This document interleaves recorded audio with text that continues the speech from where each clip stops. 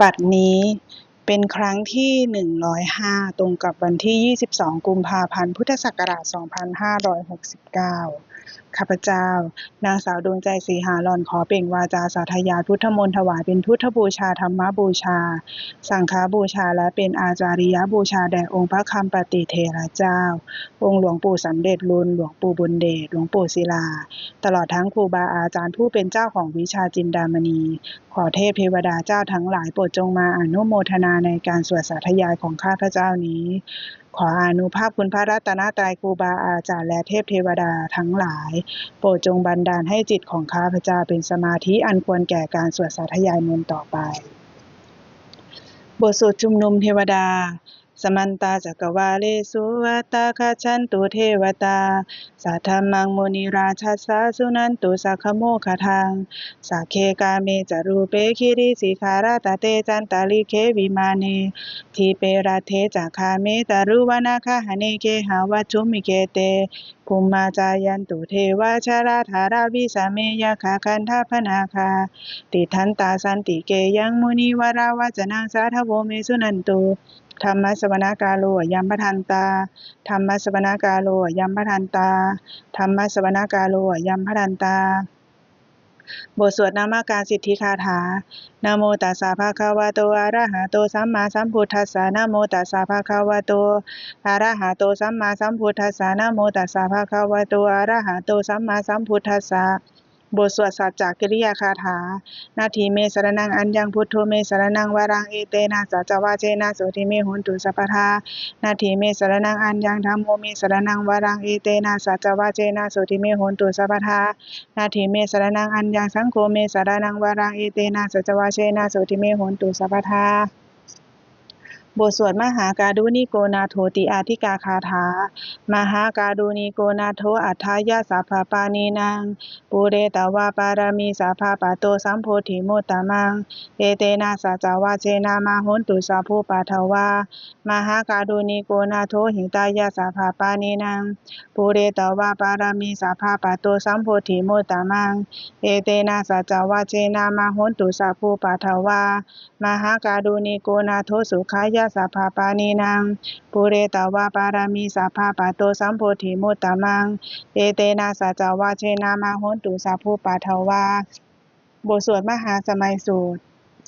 เอวัมเมสุตังเอกังสมายังภคะวาสาเกสุวิหารติกาปิราวัตถุสมิงมหาวเนมหาตาภิกขุสังเคนะ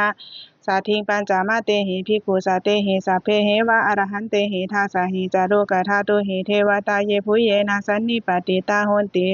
ภาควันตังทัสสนายาภิกขุสังคัญจาอาทาโคจตุนังสุทธาวาสกายิกานังเทวานังเอตถาโหสีอายังโคภควา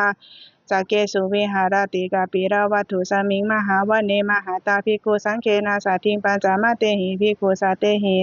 สัพเพเหวะอรหันเตหิทาสาหิจารุกธาตุหิเทวตาเยภุเยนะสันนิปติตาโหนติภควันตังทัสสนายา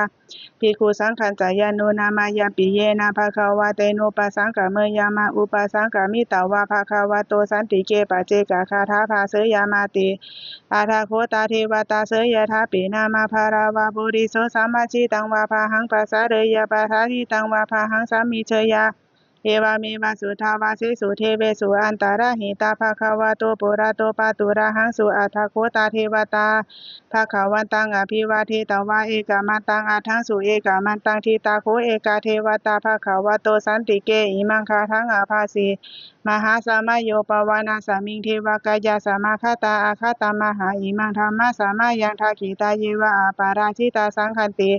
อาทาโคอาปาราเทวตาภควโตสันติเกอิมังคาทังอาภาสีตตาระภิกขโวสามาทาหังสุจิตังอัตโน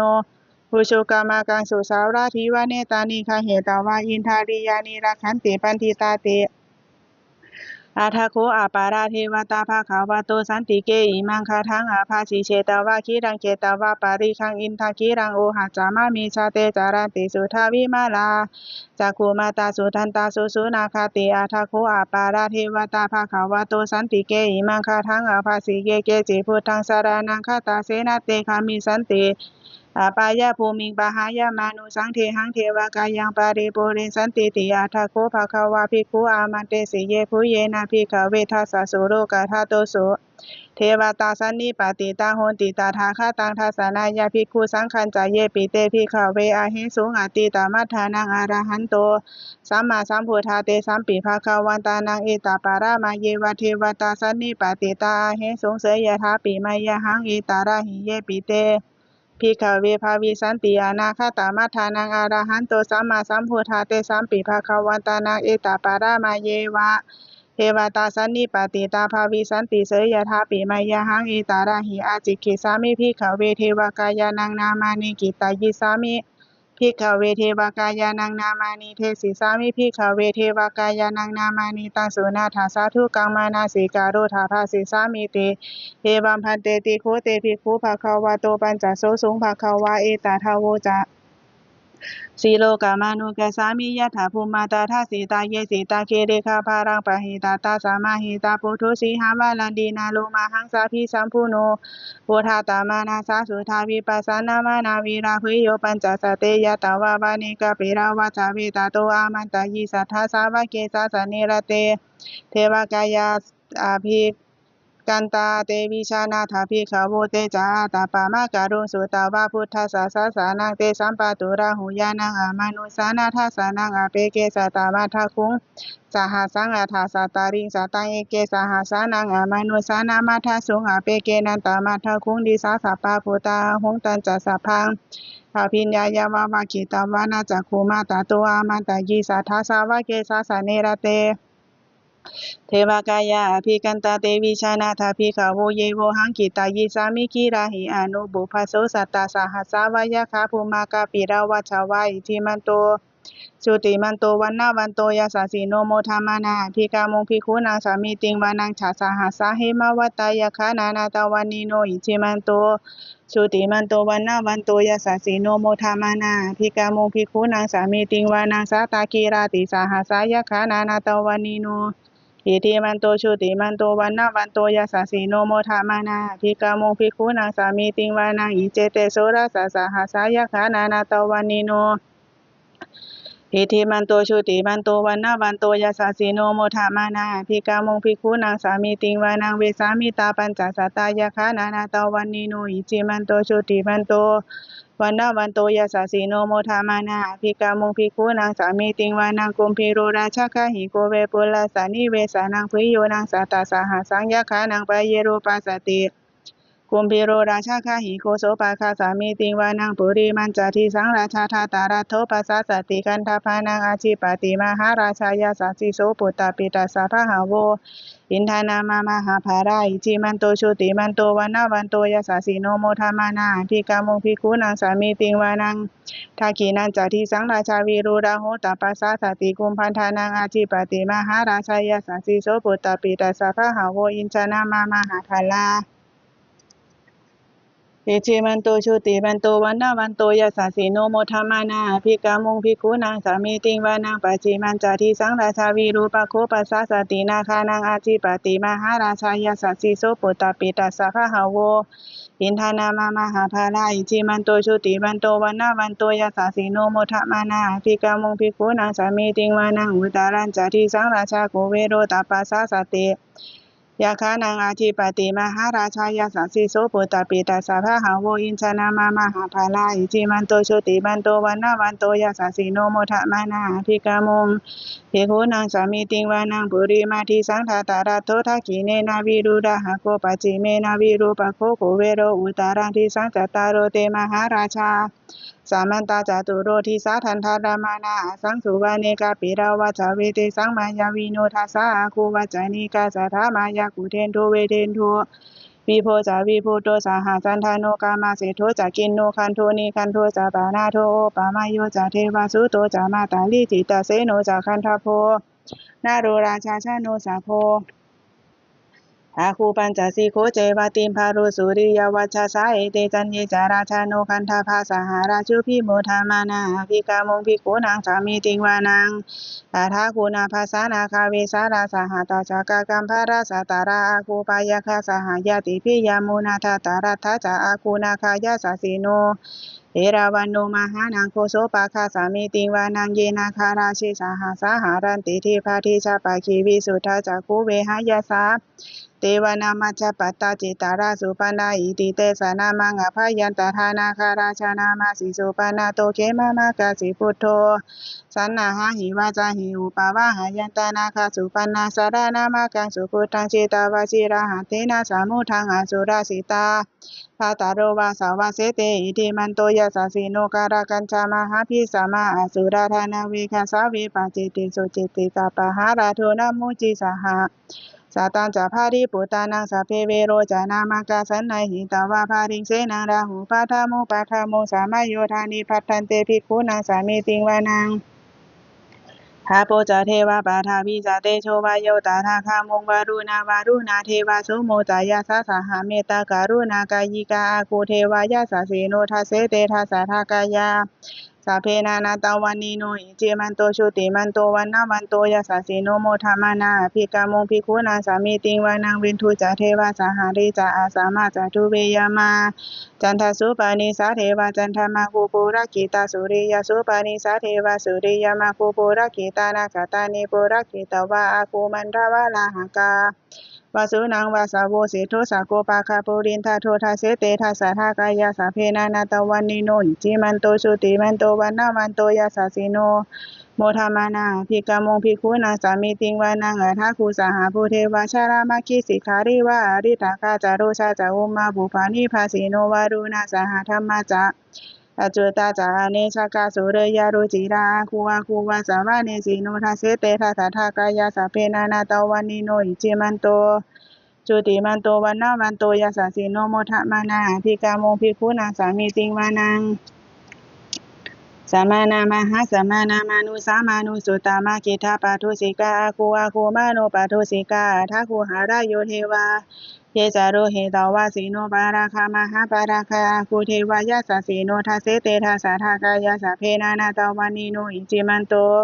ชุติมันโตวันนาวันโตยาสาสีโนโมทะมานาภิกามงภิกขุนาสามิติงวานาสุกาการุมหาอรุณาอาคูเวคานาสาสหาโอทาตาคายาหาปาโมคาอาคูเทวาวิจักขานาสัทธามาตาหาราคาสามิสากาจายาสสีโนฐานายังอาคาปัจุโนโยทิสาอภิวาสติทาเสเตทัสสะทากายา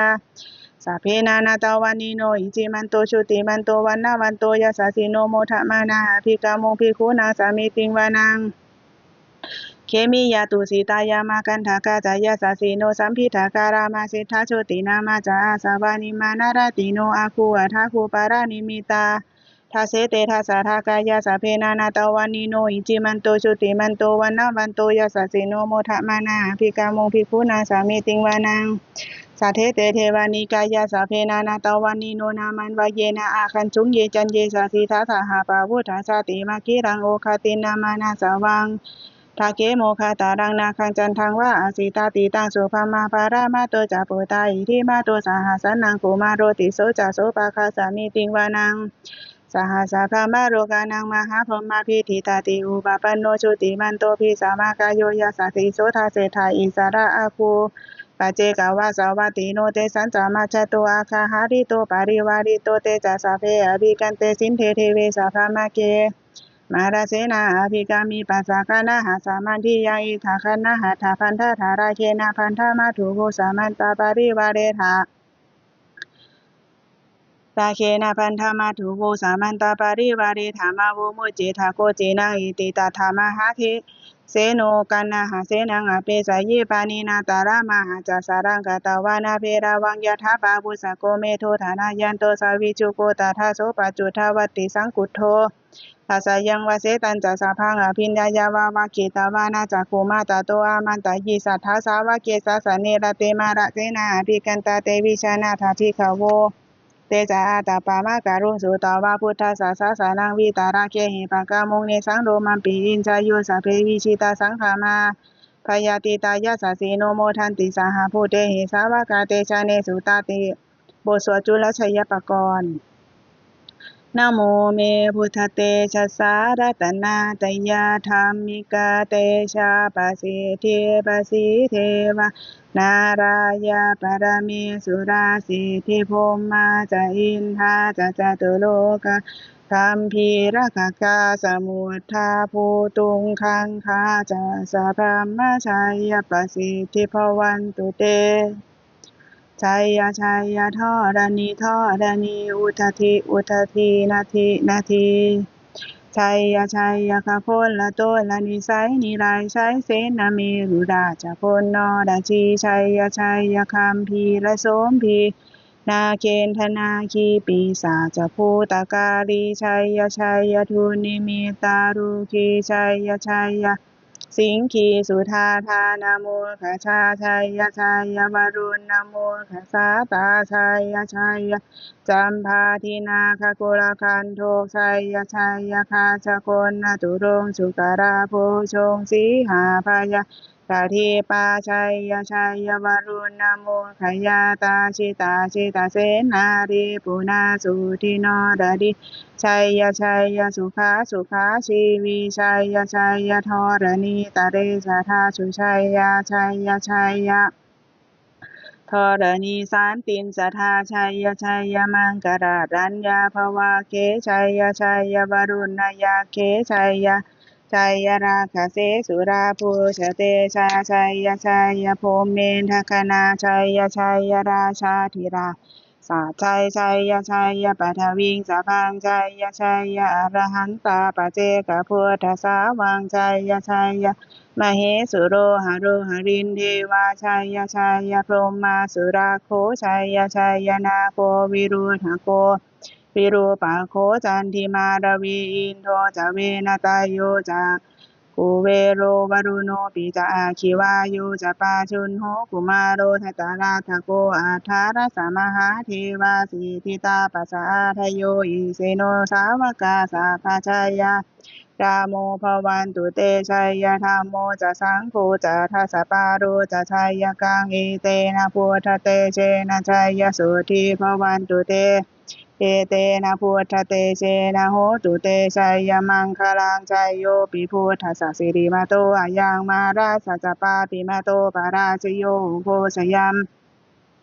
โพธิมันเทปโมทิตาชัยตถาสกะพรหมคณามเหสิโนชัยโยปิพุทธัสสะสิริมาโตอะยังมาราสัจจปาปิมาโตปาราชโยโพชยัมโพธิมันเทปโมทิตา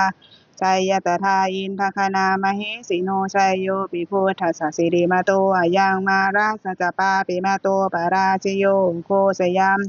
โพธิมันเทปโมทิตาชัยตถาเทวคณามเหสิโนชัยโยปิพุทธัสสะสิริมาโตอะยังมาราสัจจปาปิมาโตปาราชโยโพสยัมโพธิมันเทปโมทิตาชัยตถาสุปันนคณามเหสิโน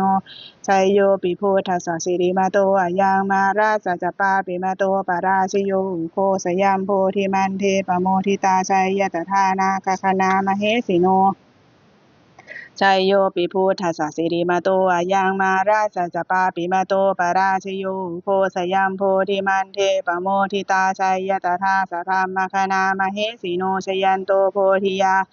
มูเลสักยานังนันทิวัฒโนเอวังตวังวิชโยโหหิชยาสุชยมังคะเลอปาราชิตาปัลลังเกสีเสปทวิโปคะเรอภิเสเกสาภพุทธานังตาคาปาโตปะโมทติสุนาคาตังสุมังคลังสุปภาตังสุโหติตังสุขาโนสุโมโหโตจา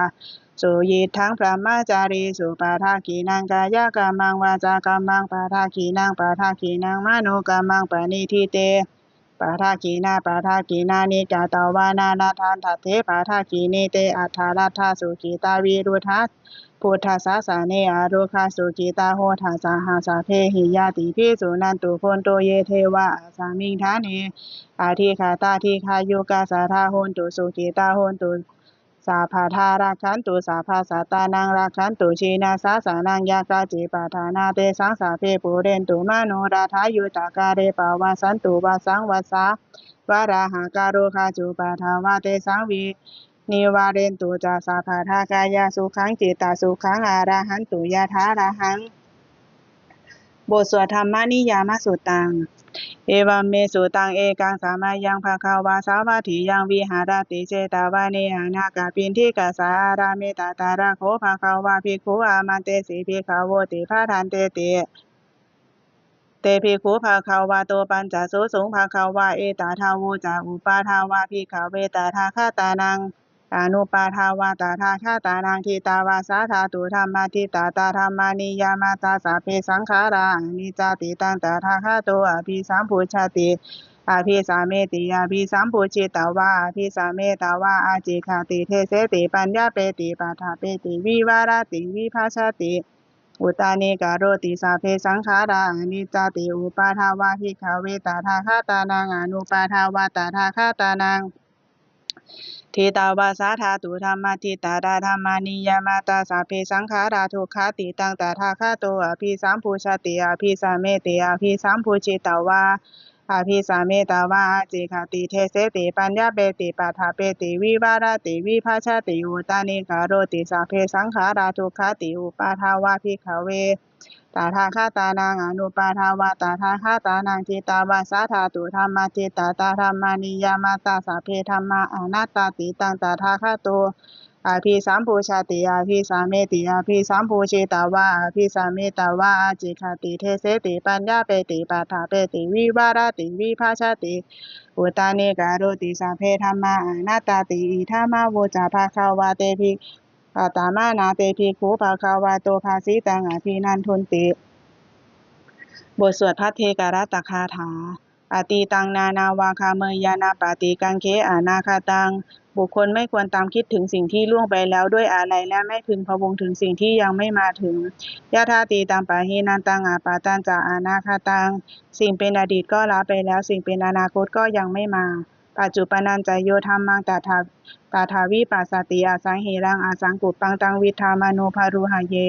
ผู้ใดเห็นธรรมอันเกิดขึ้นเฉพาะหน้าในที่นั้นๆอย่างแจ่มแจ้งไม่งอนแงนคลอนแคลนเขาควรพอกพูนอาการเช่นนั้นไว้อาเชวะกิจจามาตาปังโกชัญญามารานาสุเวความเพียรเป็นกิจที่ต้องทำวันนี้ใครจะรู้ความตายแม้พรุ่งนี้นาหิโนสังฆารันเตนะมหาเสนีนามาจุนาเพราะการผัดเพี้ยนต่อมาจุราซึ่งมีเสนามากย่อมไม่มีสำหรับเราเอวังวิหาริมาตาปิงาโหรัตตามาตันทีตังเวภัทเทการะโตติสันโตอาจิขเตโมนิติมุนีผู้สงบย่อมกล่าวเรียกผู้มีความเพียรอยู่เช่นนั้นไม่เกียจคร้านทั้งกลางวันกลางคืนว่าผู้เป็นอยู่แม้เพียงราตรีเดียวก็น่าชมบทสวดธรรมะสังเวคปัจจาเวคนะสัพเพสังขาราอนิจจาสังขารคือร่างกายจิตใจและรูปธรรมนามธรรมทั้งหมดทั้งสิ้นมันไม่เที่ยงเกิดขึ้นแล้วดับไปมีแล้วหายไปสัพเพสังขาราทุกขาสังขารคือร่างกายจิตใจและรูปธรรมนามธรรมทั้งหมดทั้งสิ้นมันเป็นทุกข์ทนยากเพราะเกิดขึ้นแล้วแก่เจ็บตายไปสัพเพธัมมาอนัตตาสิ่งทั้งหลายทั้งปวงทั้งที่เป็นสังขารและไม่ใช่สังขารทั้งหมดทั้งสิ้นไม่ใช่ตัวไม่ใช่ตนไม่ควรถือว่าเราว่าตัวว่าตนของเราทุวังชีวิตต่างชีวิตเป็นของไม่ยั่งยืนทุวังมาระนางความตายเป็นของยั่งยืนวสังมายามาริตาพังอันเราจะพึงตายเป็นแท้มาระนาปาริโยสานางมีชีวิตต่างชีวิตของเรามีความตายเป็นที่สุดรอบชีวิตต่างมีอนิยะต่างชีวิตของเราเป็นของไม่เที่ยงมาระนางมีนิยะต่างความตายของเราเป็นของเที่ยงวัตตะควรที่จะสังเวชอายังกายโยอาจีรังร่างกายนี้มิได้ตั้งอยู่นานาเปตาวิญญาโนคันปราศจากวิญญาณจุดโทอันเขาทิ้งเสียแล้วอธิเศษสตรีจากนอนทับป่าทาวิงซึ่งแผ่นดินการิงเขารังอีว่าป่าดูดดังว่าท่อนไม้และท่อนปืนนี้รัดทางหาประโยชน์มีได้อานิจจาวัตตสังขาราสังขารทั้งหลายไม่เที่ยงหนออุปาทวายธรรมมีโนมีความเกิดขึ้นแล้วมีความเสื่อมไปเป็นธรรมดาอุปาชิตวานิรุชันติคันเกิดขึ้นแล้วย่อมดับไปเตสังวูปัสสโมสุโขความเข้าไปสงบระงับสังขารทั้งหลายเป็นสุขอย่างยิ่งสัพเพสัตตามารันติจาสัตว์ทั้งหลายทั้งปวงกำลังตายอยู่มาริงสุจามาริสาเดที่ตายแล้วและกำลังจะตายแต่ถือว่าหามาริสังเราก็จักตายอย่างนั้นเหมือนกันนัตถิเมเอทาสังสัยโยความสงสัยในความตายนี้ย่อมไม่มีแก่เราเลยบทสวดเมตตายังกินจิกุสารังกัมมังสาเพหิภาเตหิกาตังปุญญังโนอนุโมทันตุสุนันตุพนโตเยเทวะอาสามิงทาเนอธิคาตาทีคาโยกาสัทธาโหนตุสุขีตาโหนตุทุกขาปาโมจันตุมาตาปิตาสุขีตาโหนตุทุกขาปาโมจันตุสัพเพยติกาสุขีตาโหนตุทุกขาปาโมจันตุสัพเพอายาติกาสุขีตาโหนตุทุกขาปาโมจันตุสัพเพปีสาสัพเพยะคะสัพเพเปตาสุขีตาโหนตุทุกขาปาโมจันตุสัพเพ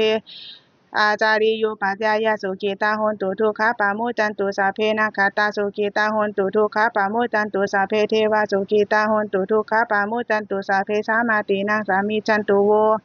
บทสวดบูชาหลวงปู่ทวดนะโมโพธิสัตว์โตอาคันติมายะอิติภะคะวานะโมโพธิสัตว์โตอาคันติมายะอิติภะคะวานะโมโพธิสัตว์โตอาคันติมายะอิติภะคะวาปฏิทานะคาถายาเทวตาสันติวิหารวาสินีทุเปคาเรโพธิคาเรตาหิงตาธรรมทาเนนาภวันตุปุชิตาโสทิงการนเตทาวิหารามันทาเลเทราจามาชานาวากาจาพิขโวสารามิกาธานาปฏิอุปัสสกาคามาจาเทสานิคามาจาอิสาราสปานาภูตาสุขีตาภวันตุเตชาราภูชาเยปิจาอันทสัมภวาสังเสทาชาตาอาทาวุปปาติกาเนยานีกังธรรมวารังปฏิจเตสาเพปิทุกขาสาการนตุสังขายังทัตตุจีรังสตังธรรมโมธรรมทาราจปุคาลาสังโฆโหตุสามาโควาอัฏฐายาจาเหตายาจะอามเหราคาตุสัทธัมโมสัพเพปิธรรมจารีโนวุฒิสัมปาปุณายามาธรรมเมอริยปเวทิเตปัสสนาโหนตุสัพเพปิปานิโนพุทธศาสเนสัมมาทารังปเวชันโตกาเรเทโวปวาสตุวุฒิภาวายะสัตตานังสามิทังเนตุเมธานิมาตาปิตาจาอัตตาราชังนิจังรักขันติปุตตะกังเอวังธรรมเมนาราชาโนปัชังรักขันตุสัพพทาเทวตาอุโยชนะคาถาทุกขาปตาจานิทุกขาพยาปตาจานิพยาโสกปตาจานิโสกาโหนตุสัพเพปิปานิโนเอตาวาตาจามเมหิสัมภาทังปุญญาสัมปะทังสัพเพเทวานุโมทันตุสัพพะสัมปติสิทธิยาทานังทาทานตุสัทธายาสีรังรักขันตุสัพพะทาภาวนาภิราตาโหนตุคัจฉันตุเทวตาคาตาสุมังคละคาถาโหตุสัพพังสุมังคารังรักขันตุสัพพะเทวตาสัพพะพุทธานุภาเวนะโสติโหนตุนิรันตารังโหตุสัพพังสุมังคารังรักขันตุสัพพะเทวตาสัพพะธรรมานุภาเวนะโสติโหนตุนิรันตารังโหตุสัพพังสุมังคารังรักขันตุสัพพะเทวตาสัพพะสังฆานุภาเวนะโสติโหนตุนิรันตารังสัพเพพุทธาภารปัตตาปัจเจกานันจะยังภารังอรหันตานันจะเตเชนารักขังพันธามิสัพพะโสสัพเพพุทธาภารปัตตาปัจเจกานันจะยังภารังอรหันตานันจะเตเชนารักขังพันธามิสัพพะโสสัพเพพุทธาภารปัตตาปัจเจกานันจะยังภารังอรหันตานันจะเตเชนารักขังพันธามิสัพพะโสสัพเพพุทธาภารปัตตาปัจเจกานันจะยังภารังอรหันตานันจะเตเชนารักขังพันธามิสัพพะโสสัพเพพุทธาภารปัตตาปัจเจกานันจะยังภารังอรหันตานันจะเตเชนารักขังพันธามิสัพพะโสสัพเพพุทธาภารปัตตาปัจเจกานันจะยังภารังอรหันตานันจะเตเชนารักขังพันธามิสัพพะโสสัพเพพุทธาภารปัตตาปัจเจกานันจะยังภารังอรหันตานันจะเตเชนารักขังพันธามิสัพพะโสสัพเพพุทธาภารปัตตาปัจเจกานันจะยังภารังอรหันตานันจะเตเชนารักขังพันธามิสัพพะโสสัพเพพุทธาภารปัตตาปัจเจกานันจะยังภารังอรหันตานันจะเตเชนารักขังพันธามิสัพพะโสด้วยอำนาจแห่งบุญกุศลที่ข้าพเจ้าได้สวดสาธยายพระพุทธมนต์นี้ข้าพเจ้าขอน้อมเกล้าอุทิศถวายเป็นพระราชกุศลแด่สมเด็จพระนางเจ้าสิริกิติ์พระบรมราชินีนาถพระบรมราชชนนีพันปีหลวงผู้เสด็จสู่สวรรคาลัยขออานิสงส์แห่งบุญกุศลนี้จงเป็นสัพพสิริมงคลแก่ข้าพเจ้าให้แคล้วคลาดปลอดภัยจากทุกโศกโรคภัยอันตรายทั้งปวงให้มีแหล่งรายได้อันสุจริตมั่นคงเป็นสัมมาอาชีพอันชอบธรรมคำว่าไม่มีอดอยากยากจนของยายได้มีแก่ข้าพเจ้าขอให้ข้าพเจ้ามีสัมมาทิฏฐิตั้งมั่นในพระธรรมคำสอนแห่งองค์สมเด็จพระสัมมาสัมพุทธเจ้าดำรงอยู่ในความดีงามตลอดกาลนานอีกทั้งขอเทพเทวดาทั้งหลายผู้ได้อนุโมทนาสาธุการในบุญกุศลนี้โปรดประสิทธิ์ประสาทพรน้อมส่งอนุภาพแห่งมงคล